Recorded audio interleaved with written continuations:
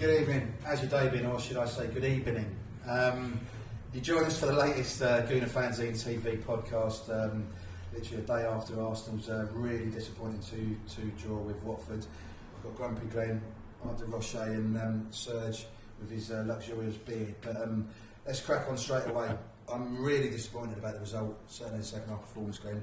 What was your take on it? I've noted a few words down today: abject, pathetic, spineless, and it's just repetitive now, isn't it? Absolutely. Yeah. Just sat there stood there yesterday. Thought we were so comfortable going in at half time, and then as soon as that goal went in, I thought, here we go again. We're going to do it. Yeah. 2-0 up at half time. The game was won, wasn't it? It should have been. I mean, that you went yesterday, didn't you? Yeah. Like Watford, the Vicarage Road was just really flat. Watford trooped off, looked like they'd already lost the game, and there was only one team in it in the second half. Yeah. I don't know what he did or didn't say, but to react like that and capitulate like that time and time again is getting very frustrating, even in such early days. Yeah, absolutely. I mean, we put a tweet out on the Gooner Fanzine Twitter account this morning, just asking if fans had lost confidence in Unai Emery, and the response. I know it's Twitter, and I know people do get a bit excited on there, but 99% were saying they had. I mean, what was your take on Emery yesterday? My take on Emery is I was convinced that he knew what he was doing when he started, but since we sort of tossed away that chance to get in the top four, and then the performance in Baku, and what I've seen at the start of this season, I'm beginning to think, and there are rumblings coming out of the club about players are slightly disgruntled and not sure exactly how he wants to set up, what he expects from them. I'm beginning to think the same, but some of his decisions are becoming baffling. Yeah. I mean, which ones were particular from yesterday? Well, the first two substitutions, I think, was it the first two? Ceballos was definitely the first. Was Ozil second? I can't remember what order he came in.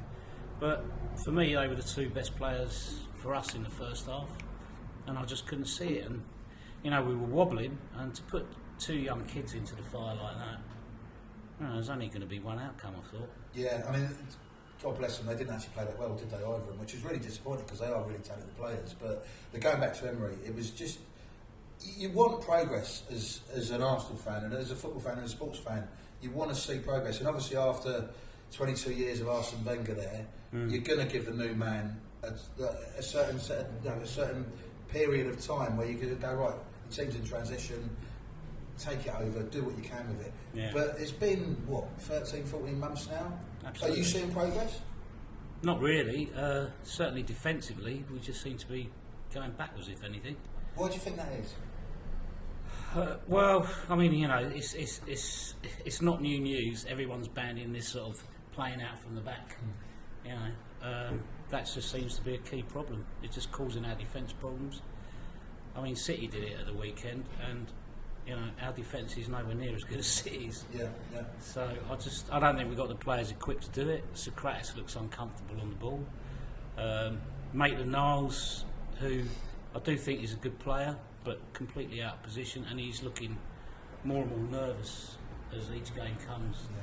And I think it's probably time to take him out of the equation. Maybe put Chambers in there. I don't know. I mean, I'm not Chambers' hugest fan, but we're just all over the place. And the one thing everyone thought was he would address that defence. We had all this stuff about solidity and pressing and closing down, and I don't really see any evidence of it at the moment. I'm not going to be jumping up and down calling for his head, but it's alarm bells are ringing now. We're shipping so many silly goals each game. Yeah, I mean, to play devil's advocate, obviously Thierry's going to come back, Hector Bellerin's going to come back. That will strengthen the defence, but I'd have to agree with you. I mean, the goal kicks, that's a real problem. Watford just pressed them, didn't they? Pressed them high. What are you going to do? You're going to lose. And there was no pragmatism there. We're not going to go long, so we're going to do it short, and that obviously cost us the first goal, really. Well, I was speaking to Serge earlier before we started that Tom cleverly said they've been working on it all week. In the first half, a couple of friends I was with, I was saying, this is going to come back to bite us on the bum, because there were a couple of warning signals in the first half. We looked uncomfortable, we messed around with it. There was one point when Guendouzi ended up giving the ball away on the edge of the box, and Watford were playing into that. I was behind the goal looking straight up in the second half, and you could see there were just two Watford players poised, almost hunting them down on the edge of the box. And how Emery couldn't see that and rectify that. I mean, I know people keep saying it's the players, you know, when we get on the pitch, it's the players' job to do their roles, but you know, Emery has to sort of tactically change that. Going back to Tom Cleverley, he said, you know, couldn't believe that Arsenal kept ploughing that same furrow. The warning signs were there for them, but they just played into their hands. Absolutely. I mean, what does that say about Emery as a manager then, when you're not going to have a plan B from someone who supposedly has got a different tactic for every week, almost different formation? Yeah. If there's no plan B in terms of pragmatism, that's slightly worrying, isn't it?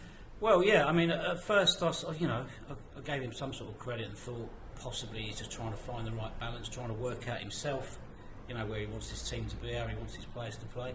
But as the games creep on, I'm beginning to sort of think he just seems to be making this up as he's going along. It does feel like that slightly, doesn't it? Yeah. Yes, it's a bit worrying. You obviously watched the game. What was your take on yesterday?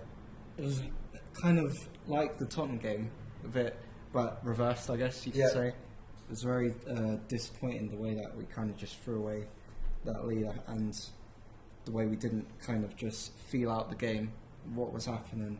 I didn't change our approach to the game.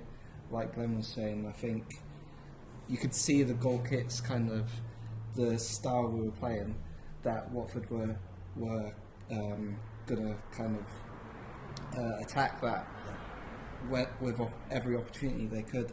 And to not change that even before half-time, I think, was quite naive.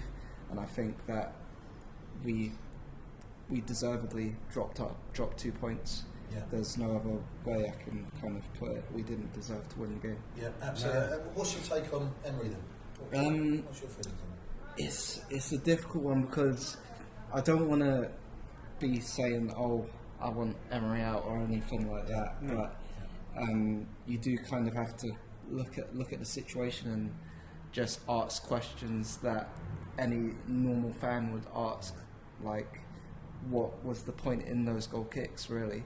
Because the same thing happened at Burnley the other week, where he persisted with that kind of goal kick style, and luckily we got away with it.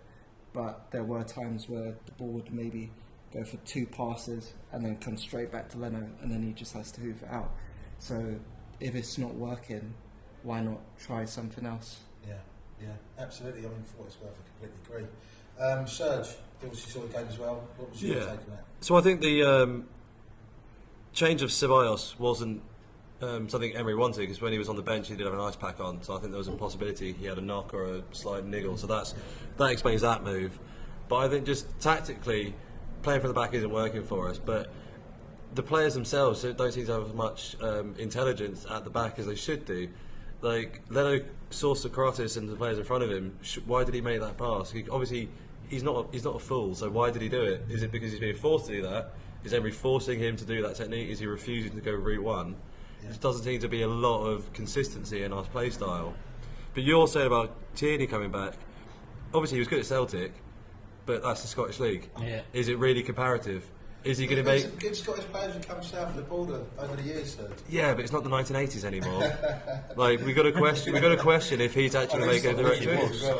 He's going to make a direct impact. Will he do that? I'm not convinced that he's going to be the be-all and end-all to us. I mean, and Bellerin coming back from injury is going to be great, but he's not exactly been saving us. For years he was on our defence, and we were still rubbish at the back. Surely we're going to be stronger, though. Sorry, No, I absolutely agree. I absolutely agree. I mean, Holding is promising, but now he seems to be this sort of messiah that we're all waiting for to come back, who's going to sort of sort out a defence.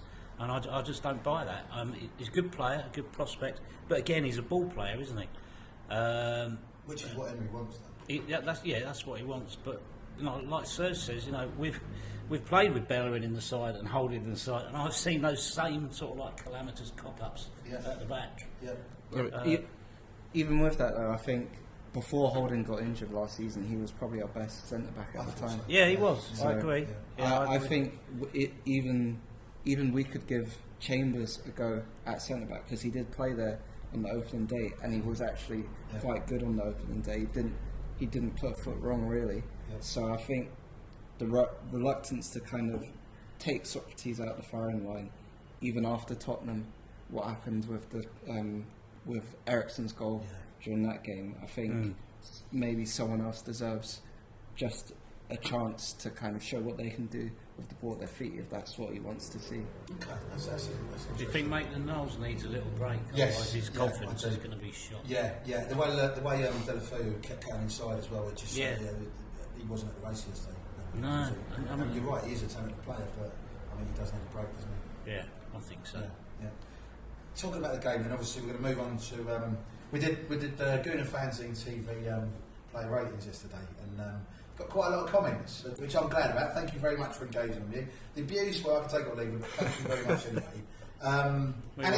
We're all laughing at you. People laugh at me all the time. Story of my life, that is. Just in terms of the ratings, I want to focus on why I gave Ozil a 4, because I got absolute pelters on Twitter for it, and it's all good fun, it's all about opinions, so keep it coming. There was one bloke who said I deserved a smack. I liked what he said, and I followed him. He followed me back, so you know, it's all a bit of fun. But I'm not onto it. It wasn't me. No, you haven't got a smartphone, so let's not go there. But I gave Ozil a 4 basically because everyone said he's had a great game, did an assist. Great, okay, you've won the World Cup. You're at the peak of your career. You're a world-class midfielder. Take the game by the scruff of the neck. Don't let the bottom side in the Premier League pull back a 2-goal lead. Show a bit of character, show a bit of presence. Yeah, I know he's silky and he got stuck in a little bit, but are we basically saying that performance of Ozil is good in terms of a 2-2 draw with the bottom side in the league? Because if it is, we need so much more than that. And basically, he got subbed, and I thought he deserved to be subbed as well. And I didn't. I love him in terms of the technique he's got, and he's a really skillful player. But he's got to show some character as well, and it just didn't. He disappeared when the game went tough. Yeah, he got involved in a few sort of skirmishes and all the rest of it. And I know that's not his game, but make it your game a little bit. Make it stand up and just go. Do you know what? I'm getting stuck in here, and I know I'm a creative player, so no one's allowed to tackle me. Tackle someone else. Get stuck in. It was so frustrating. So yeah, maybe there's a couple of player rating numbers that I should have changed. Check my Twitter feed, Layth29, to have a look. Abuse me, whatever. But I'm standing by Ozil's 4. I don't know what you think, then. You've got a completely different. Well, for a start, I don't think anyone said he had a great game, but I think he had one of the better games out of that team yesterday. Which is a damning indictment on Arsenal. It is a damning indictment. And yes, for me as but well. You know, I just think people, for a start yesterday, he got a lot of grief from our fans, which I didn't like. I don't particularly like that. There was a section behind us. I mean, he was just squaring up for a throw-in, an opposition throw-in, and people go, "Come on, you're not doing enough. 350 grand away." So you know that is idiotic. Yeah. He did some stuff there. I thought yesterday was admirable. Such as brilliant, perfect pass for the second goal. Yeah. I'm not disputing it was a joyful pass. There was one bit when we seemed to be fannying about with it on the box. It came up in the air. He had his side on to our defence. He had a measured half-volley pass, swept it out, sort of like to one side, in the blink of an eye. Yeah, because that's what he does. Paul Merson said today he was the only player who didn't give the ball away yesterday for us. Great. You know, well, what do you want? That was a pretty abysmal performance, and out of that, he shone. Yeah, fair enough, but I want someone on 350 grand a week who's won the World Cup to take games by the scruff of the neck, certainly against the bottom side in the Premier League, and he just didn't do it. Roy the Rovers was fictional. So Jones was 350 grand a week. Yeah, I think I'm getting a bit fed up with that line as well, you know, 350 grand a week.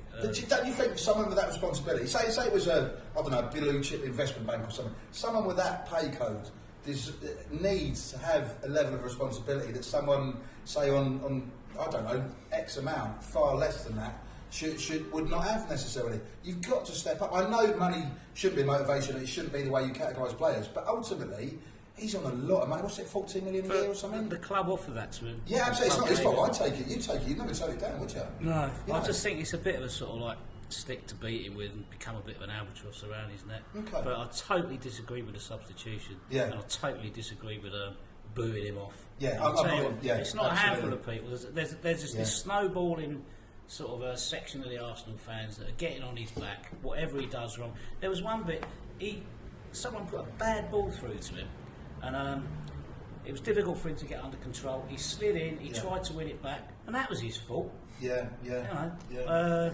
Yeah, No, I'm I'm not sorry. one for booing during the game. You can slag him off in the pub afterwards, and all the rest of it. Not during the game. You've got to support your side. I will say the two players that he took off were the two most effective players, and I was quite surprised by that selection, Ceballos and Ozil in the team. Yeah. But I thought they worked quite well in the first half. Yeah, they did. And do you think we improved or got worse when those two went off? Exactly. Which goes back to the question about Emery again. But there you go. Yeah. But Ozil, what's your take on Ozil's performance yesterday? I'm with Glenn. I think he was sensible man. I mean, even though Aubameyang got the 2 goals, I think Ozil was better on the day, and I think with him in our side, we were, even though we weren't in control in the second half when he was in the side, he was still helping us get forward and create certain chances that could have been put away. Like before we went 2-0 up, he created a chance for Aubameyang, which just got nicked away for a corner. Yeah.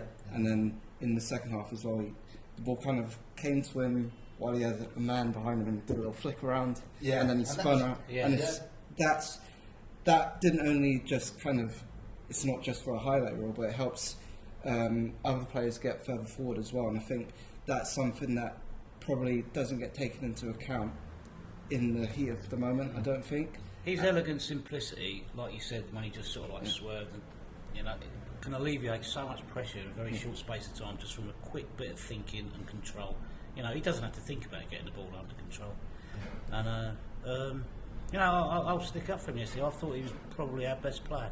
Obviously, Aubameyang got 2 goals, so it's difficult to argue with. But in terms of getting hold of the ball, passing it, distributing, and using it, he was our best player. If it had been on the pitch, the way Watford were pushing us forward, I guarantee he might have made something happen compared to when Willock and Reece Nelson came. Yeah, I mean, we'll touch on He certainly would have passed to Aubameyang when Nelson didn't. Yeah, absolutely. Yeah, we'll touch on those two in a second. Sorry, that's not the end of my defence.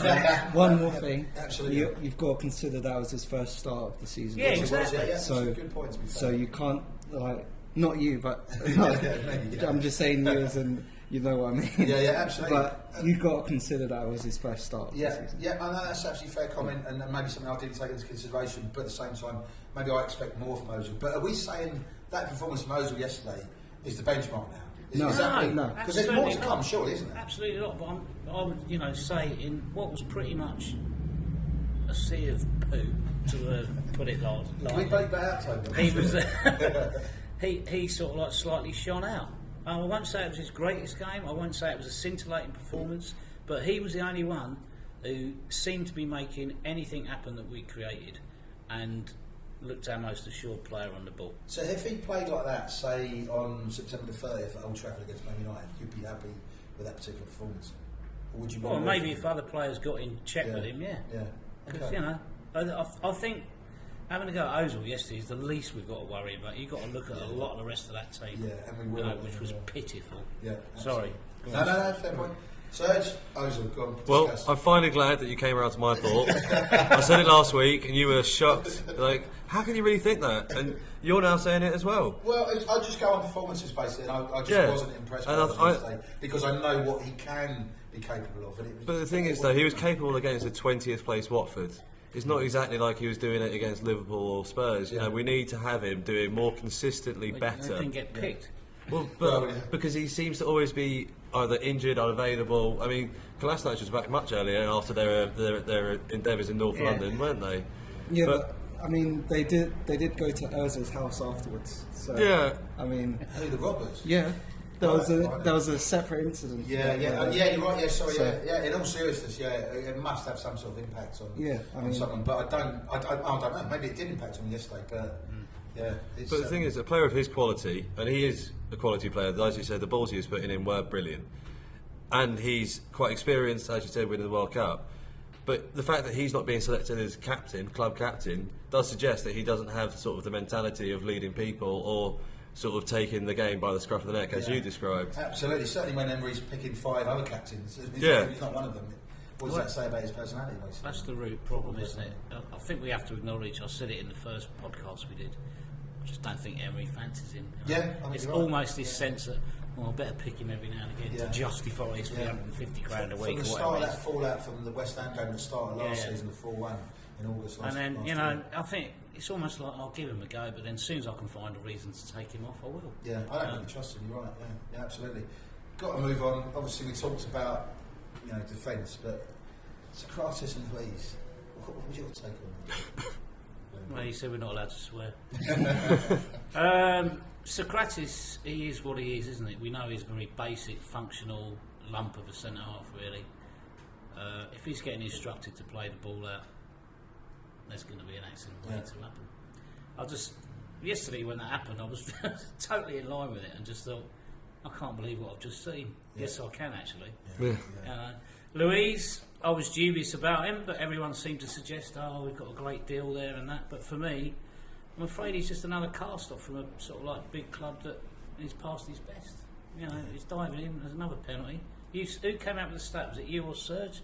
About how many penalties he gave away for Chelsea? Three penalties, 160 games, and he's on. Is that right? He's already going to break that record in the space of the first 10 games. But why? Why does that happen at Arsenal? Is there some inherent issue with defending at Arsenal? What is it? I mean, we change managers. There's still issues with defending. That's an unbelievable. I think with that one is because everyone that one. It came off the counter attack, and everyone's backing off rather than going to actually engage the counter attack, and then. He's just flat-footed, and you can't defend flat-footed in the Premier League. Because that's what's going to happen. But is it? Maybe it's slightly. There's a positional awareness there, and I don't know. He looked rash in the challenge, basically. Someone who's 32 years old with a lot of experience in the Premier League, I wouldn't expect them to do that. But you're right. Yeah, it's just. But also, is his part? He has to have faith in his partner. At Chelsea, he's had some fantastic partners throughout the years. Here, he's got an undetermined Socrates. He's not really sort of, like the same calibre of player as David Luiz. But what did I say last week? It's a danger buying a player from a club who's selling him with a transfer ban. There's obviously an inherent problem with him, whether it's he's just lost a little bit of his touch, a little bit of his sensibility.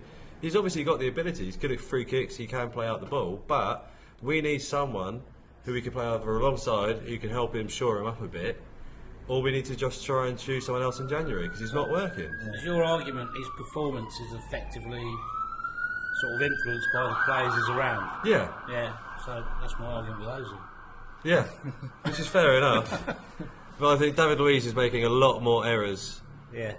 I mean, he was only 8 mil, which also says a lot because defenders now. Harry Maguire going for 85 mil, and he's cack. So then you've got all the Chelsea fans, all the old school Chelsea fans I know, are laughing their heads off basically. I mean, have we got another Mikel Silvestri? Oh, God, yeah. But I mean, that's a podcast in itself. The worst Arsenal halves in the late Wenger discussed, sort of early Emery era. Ceballos and Pepe discuss again because I thought Ceballos didn't deserve to be taken off. That's what I said. He had an ice pack on his ankle, so I think he must have had a slight knock. Guy in front of me I've got to actually. start listening to you, really, haven't I? It would make a change. Guy in front of me turned around and said, did he play European football in the week? International football. I think he picked up a knock. So possibly, that might be forgivable. But then why did he say it was? What was this? Was this a lost in translation thing about it being too hot? It's hard to work out the thought process. It was 26 degrees yesterday. Just to say Ceballos, so obviously we were in the way end. I love his song. It's very good. It doesn't quite scan that. Did you think? I thought he did. Yeah, it's like, he drinks Estrella, which is great. Well, yeah. He eats paella, that's fantastic. It tastes really nice. Yeah, I mean, anything that can get Estrella and paella into a song, I'm having Well, you were singing it though, weren't you? Yeah, of course. Yeah. Excellent.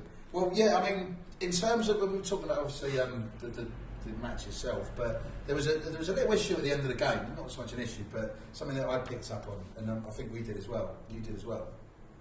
Harry the Hornet.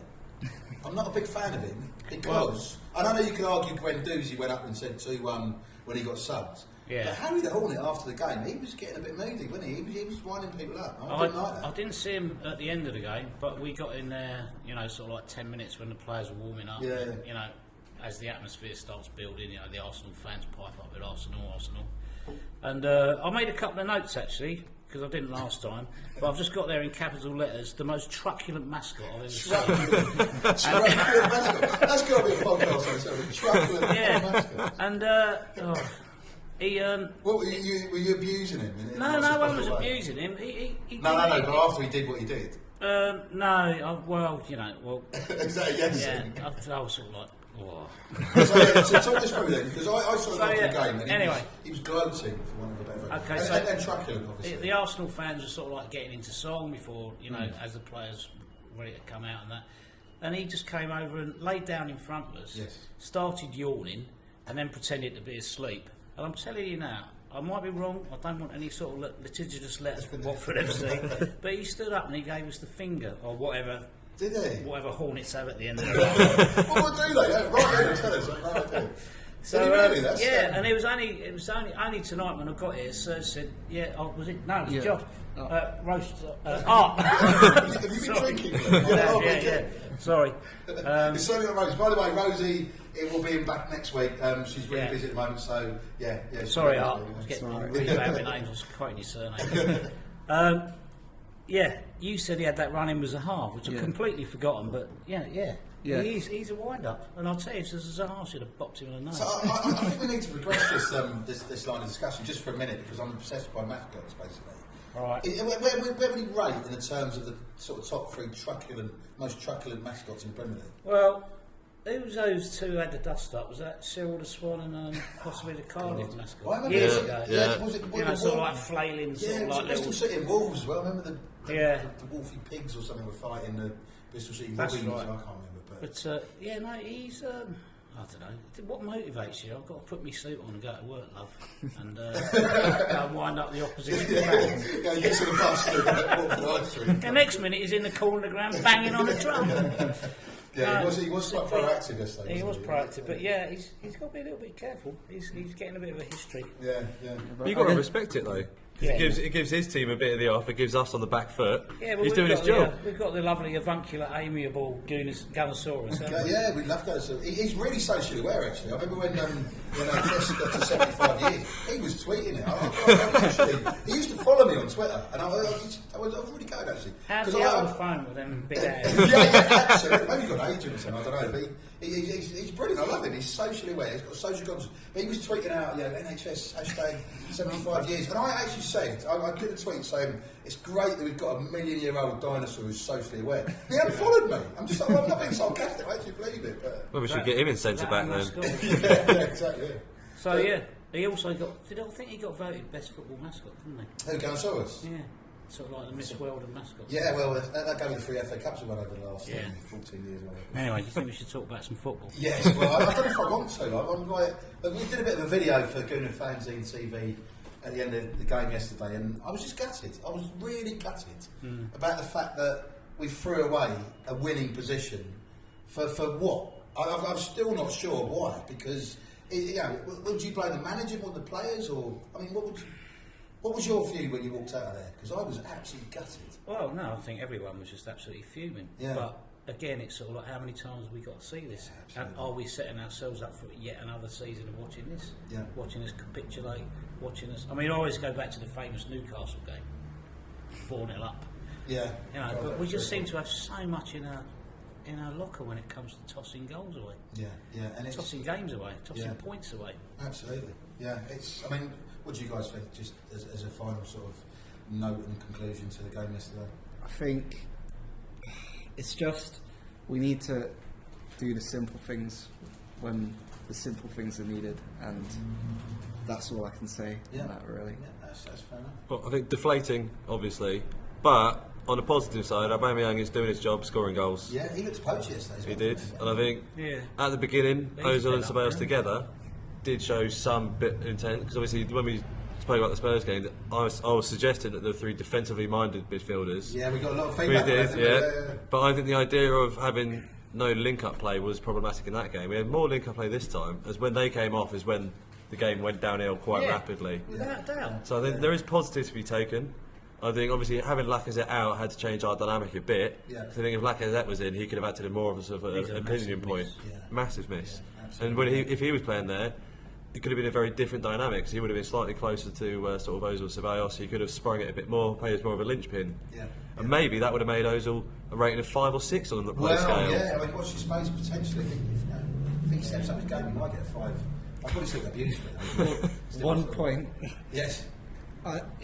Ozil did make a better start to his Arsenal career than Nicolas Pepe has so far as well. Good point. Good point. I was going to go on to actually Nicolas Pepe. What was your take on this? I was surprised he got through 90 minutes without getting taken off, to be honest. Yeah, I mean, he's flattered to deceive slightly, hasn't he? Which is a bit worrying, really. But it is still early doors, and we had a big chat about him every week. So, Yeah. I mean, I don't want to make that come across as if I'm slating him, but after a few weeks, it is a bit worrying, I guess, that he's still pretty quiet in games. Like yesterday, I don't really remember much. He made a few good sweeping runs, but the problem was, once again, Lacazette wasn't there in the middle to receive it because Aubameyang was on the other side playing in. I mean, Pepe's skill is the speed and direction of running, and once again, if he's got better service, then he'll be fantastic. And like you said about the start of his career, it took Henry 10 games to score his first goal, didn't it? Yeah, we were saying So you can't really judge him quite yet. It's only 5 games in. Yeah, he did have a good chance yesterday, or a decent chance, which he sort of like swept wide again, didn't he? Yeah. We were talking about Willett briefly, and Reece Nelson as well, Joe Willett and Reece Nelson. It was really disappointing for both of them yesterday, and I'm sure they'll be the first ones to look at their performance and go, you know what, I didn't play as well as I should have done, or could have done, or wanted to do. Well, why do you think that was? I thought it was a bit unfair of them to bring him into that. I mean, that crowd had been lifted. There was a bit of a cauldron in there, especially when it went 2-1. I just think in bringing them into that, they lack a lot of experience, and I thought Willock sort of didn't make any impact. At least Reece Nelson got into a few good positions, but he was a bit hesitant. There was one bit when he had a nice little sort of weave through, and he should have laid that off to Aubameyang. There's another time when he got the ball in the box, and he was just that sort of too hesitant. He diddled a bit, and got the ball taken off him and cleared up field. But well, why do you think that is? Is that just lack of experience? Was he nervous? Like you said, it was a bit of a cauldron. Yeah, I don't know. Although the word cauldron, I think Vicarage Road is. It's a slight oxymoron if that's the right phrase. But, I don't know. Just inexperience and game management, that kind of thing. The sort of stuff you learn from years of experience, I presume. Yeah. But no, they didn't cut it for me. I heard a lot of talk about Joe Willock sort of pre-season and that, but I tend not to sort of take much stock by pre-season friendlies. No, when you come into those Premier League games, when Watford are at the bottom, but it's such a hectic pace, so much pressing going on in the modern game now. You've got to really be up to the job. I think that's one of the reasons why Pepe's suffering a bit now as well. It's all very well waltzing through sort of like French league sides, but he looks like he still can't fathom out why he's got so little time on the ball. Because you make one little misstep and they're on you. Yeah, he does look like one of those players who will take a slight while to. Yeah, he's just got to work out the game and how to play. Over here. That's what I mean. What was your take on Willock and Nelson? Well, I think it's really harsh to say, to talk negatively about their performance, even though they didn't play that well. Yeah. But even with that, they were going into a midfield where there's Abdoulaye Doucouré and Etienne Capoue, who are giants. Yeah, absolutely. And they're still 19, 20 years old, coming up against those guys, and it's I guess, what can you really expect from them coming into the game fresh just against those guys? And even we were lucky not to lose the game when Nelson got the ball taken off him by Doucouré, and then Doucouré ended up having that shot at goal. I think from my point of view, and maybe a few other fans as well, it was more when they were on the ball. Certainly the couple of, and I think someone touched on it earlier, it was just the decisions they made, they were the wrong decisions. Or it almost looked like they're obviously really technically talented, but it almost looked like a bit of a technique fail, as it were, because they didn't take the ball on. Their touch was heavy. They lost the ball. They made the wrong decision in playing the ball. And so, I mean, that I would expect more for them in terms of that. Obviously, you're right, because the Watford players they were playing against were colossals compared to those two guys. But at the same time, it just felt their own individual performances weren't as good as they could have been. No, they looked very inhibited, I thought. Inhibited, sort of tentative in their performance. Like you say, making the wrong decision. There were a couple of times, I know it was camped out an hour and a half, but there were a few times when we had breaks and that. Yeah. And like you say, just those sort of like slightly underhit passes, Yeah. slight wrong decisions. Aubameyang was getting more and more cheesed off. His body language. Yeah, he didn't look happy. Yeah. But I mean, that's part of the learning process for them anyway, I think. Absolutely. So, in a couple of weeks, if that kind of situation happens again, now it'll be in their head. I've got to release that earlier, rather than just dwelling on the ball kind of thing. Absolutely, you're right. I mean, we both watched them for the under 23s. We know how talented they are, and we know how much more they've got to give as well. And I think you're absolutely right. But it was slightly disappointing for me in terms of their own individual performances. I mean, what did you think, Sergio? Well, I think it's quite harsh to sort of judge them too heavily because they only had 20 minutes and half an hour respectively. And when Willock came on, it was only 10 minutes after we conceded the ridiculous Cleverley goal. So obviously there was a bit of deflation in the team. The momentum had gone a bit. You can't expect him to come in and sort of pep up the entire team. Well, which begs the question again. Why did he come? Well, I think because he came off for Ceballos because Ceballos had the injury. Possible. Did you say it a minute ago? Yeah, I know. It's shocking that. Did I say that as well? So I think Willock, against what was it, Liverpool, he played great. So he has got the ability to play against top side teams, but I think you can't judge him too harsh. He's a young lad. He's got a lot to learn about these big bruisers, and Watford are famous for being big, muscly bruisers, aren't they? Yeah, absolutely. And the bench was very young as well. Saka and Martinelli were the other attacking players on the bench, so you can't really bring them on. So it is, I guess, Nelson and Willock that have to enter at that point. I mean that's a really good point actually. And I'm not sure I even thought about that yesterday in terms of the options available from the bench for Emery to take to make a change. But I think that's absolutely fair enough. Where was our captain amongst all this? Well, I mean that's the next topic we're going to talk about. I mean, for me, Granit Xhaka, we talked about him last week, and every Arsenal fan's talked about him.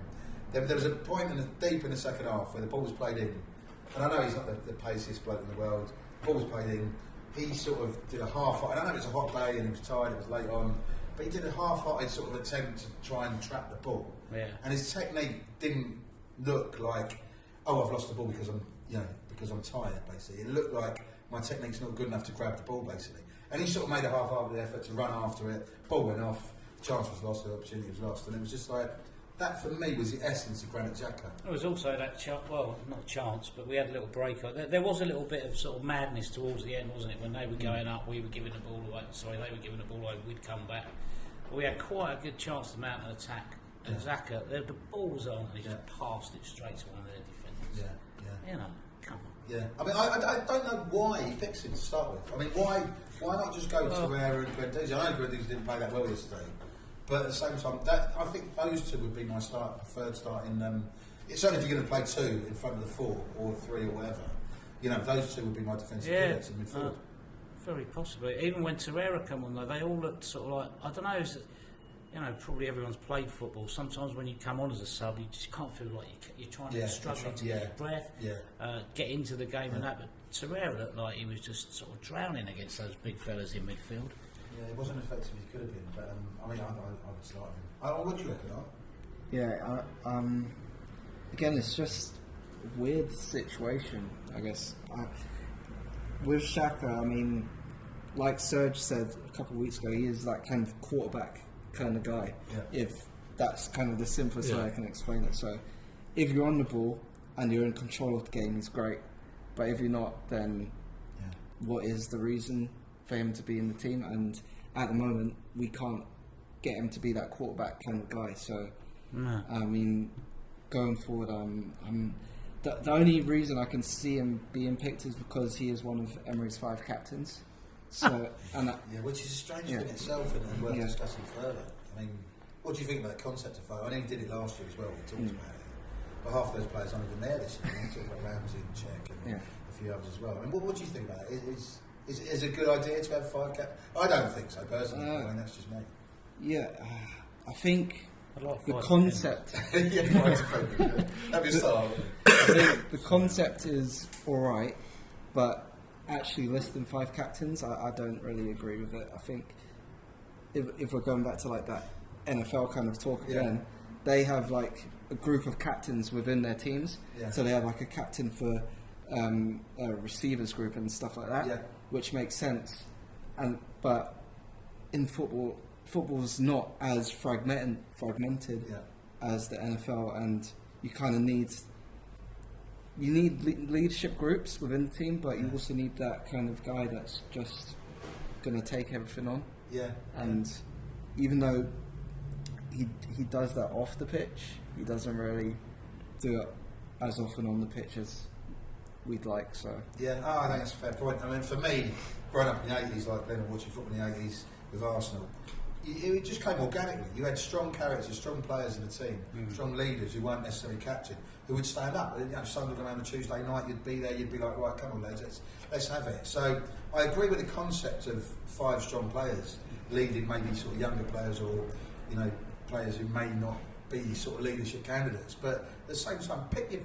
captain and have strong players around you. This 5 captains thing is just it's so strange. I don't know what you think, Serge. Utter nonsense. Complete waste of time. What's the phrase? Too many cooks spoil the broth. And he's one captain, one person you look forward to, one person who's the person you listen to, him and the manager. Yeah. And as I defended Xhaka last week, I'll do it again. I thought he had a generically bang average game. Generically bang average. It wasn't bad, it wasn't great, it was just completely down the middle. But we've also got to take into account he didn't play international football. Oh, poor soul. But must be terrible for him. But in the Swiss side, he's actually performed quite well for Switzerland in the international. What was the score? Completely. I don't do the low anymore. I mean, I thought he was all right. Yeah. He wasn't brilliant. He wasn't great, but yeah.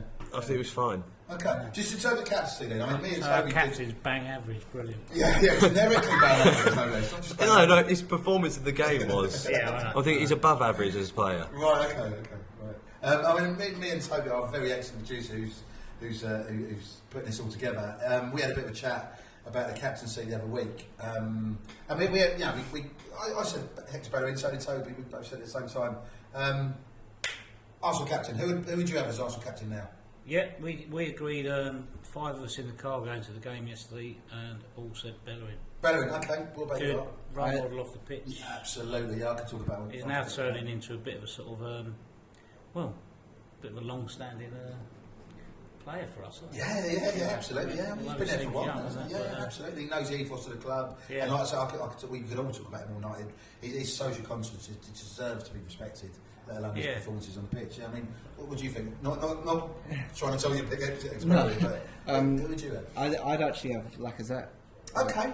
He's kind of been experienced in having that responsibility before at Lyon. Yeah. And I think he is a player that fans as well as players can get behind. He's very self-sacrificing the way he plays. Yeah. And I think that's something that not a captain needs, but it is something that does kind of lend itself well to a captain's type role. Yeah. That they're not all about themselves. They're He for leads the by team. example on the pitch, doesn't he? Sometimes, like I said the other week, he just seems to get fed up and grab it by the scruff of the neck. Yeah, and that's what you want, isn't it? Really? But would he? Does Emery want to play him every week? Well, that's it. I mean, I suppose the one thing in terms of being selected is that he would never get picked for France, so he would be around the international sort of breaks. I think that one's just a preference thing, though.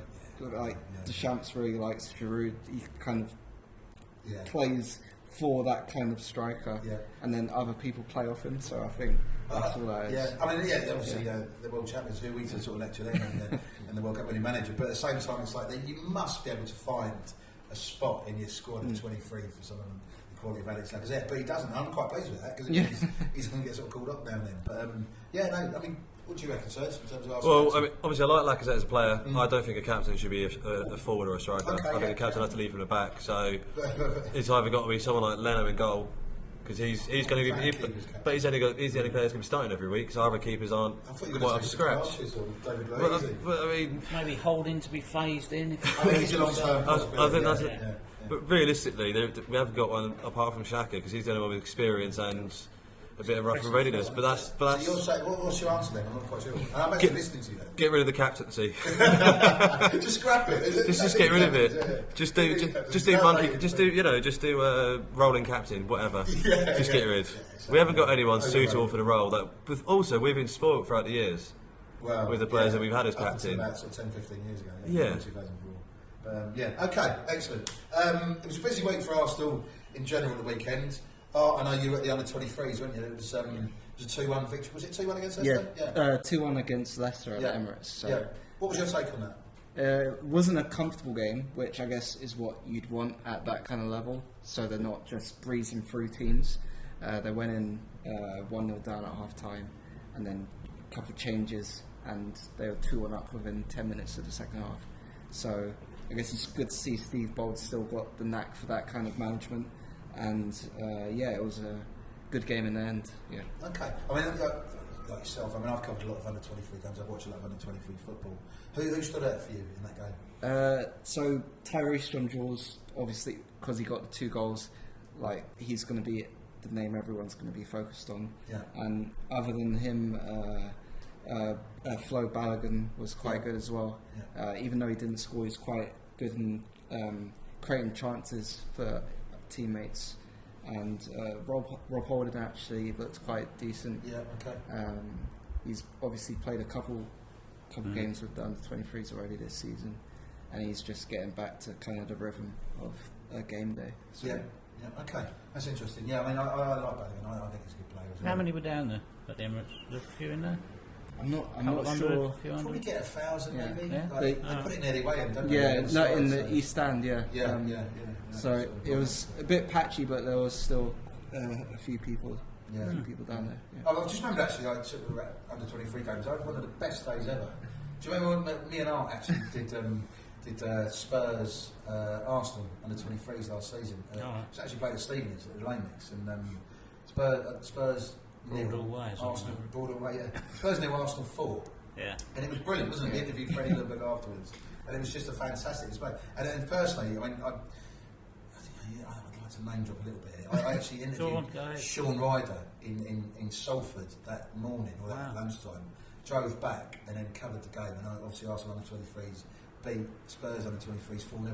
And as Fridays go, I love a Friday, we all do. It was amazing.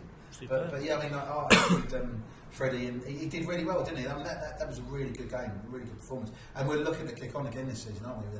Under Steve Bold. Do you think there's been a seamless transition in terms of Steve Bold taking over from Freddie? Yeah, I think the way it kind of worked out, as in they kind of swapped roles basically, was quite good. Is he allowed to talk? Sorry? Is he allowed to talk now? And coach? Is he allowed to coach defensively or just coaching in general?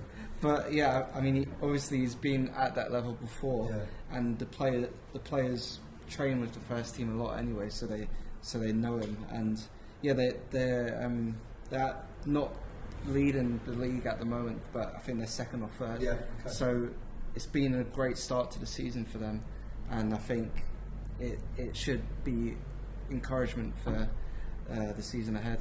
Yeah, absolutely. I mean, I think I did the final game of last season. Arsenal was against Leicester, and they scored Arsenal scored 3 goals in the first 10 minutes. And I was actually on Talk Sport talking about Unai Emery. I was in the press box trying to cover the game, and I literally every time they called me, I was just like, "Oh my God!" But Arsenal scored another goal. So it's nice to see that progression keep happening, basically, because they did finish runners up last season, didn't they? To Everton, wasn't it? So yeah, okay. Who's top? Do you know? Chelsea, I think. Okay, well, yes. Excellent, and obviously, I don't know if you, obviously the listeners, I was going to talk to the microphone, then I'll look at the camera too. Art is a real sort of expert on Arsenal women as well, Arsenal women's football team. And there was a Champions League game, wasn't there? Yeah. On Thursday, just gone. Fiorentina away, wasn't it? Yeah. You didn't go, but you sort of you keep tabs on it. You're going to do the second leg at home, aren't you? It was 4-0. And talk us through how they played.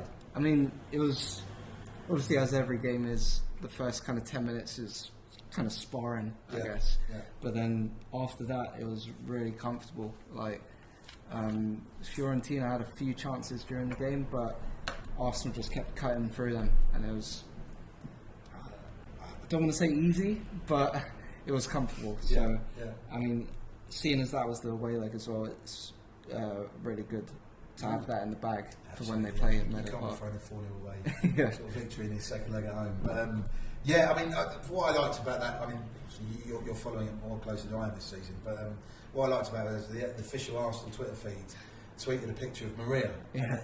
If you're an Arsenal fan and you don't know who Maria is, I suggest you find out, because again, you should be watching Gooner Fanzine TV. She's an absolute legend.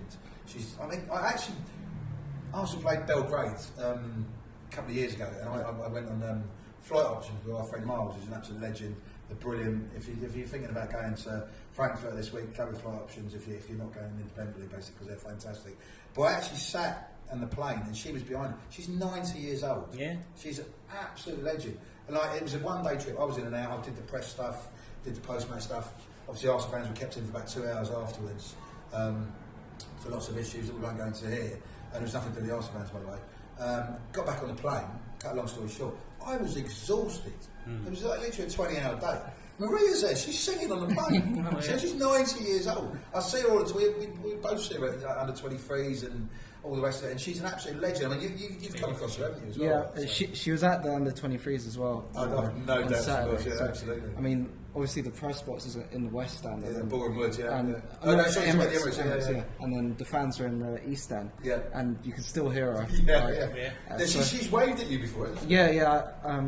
Like I hadn't met her formally or anything, but just passed and just waved out of the blue. So yeah, it's quite nice. Yeah, absolutely. And just gave her a wave back. So, good on you. Good on you. Yeah, she's an absolutely wonderful woman. I've talked to her a few times. Every time I do a tweet with her, you just people go mad for it because there's so much respect there and love. And she says she's not on Twitter because it's just it's not her thing, basically. And I suppose at 90 years old, why would you? But she's one of the old school loyal fans who just supports her team, gets on with it. I remember when I first started going in the late 60s and 70s. Christ, aware of her presence. Yeah. I think when I talked to her once, her first game was like Portsmouth away, 1956 or something like that. So she deserves a lot of respect. And if she's listening, I'm not sure if she is, but I know she reads a Gooner sometimes. So yeah, huge respect, Maria. Thumbs up, seriously. Just one more thing about the under-23s.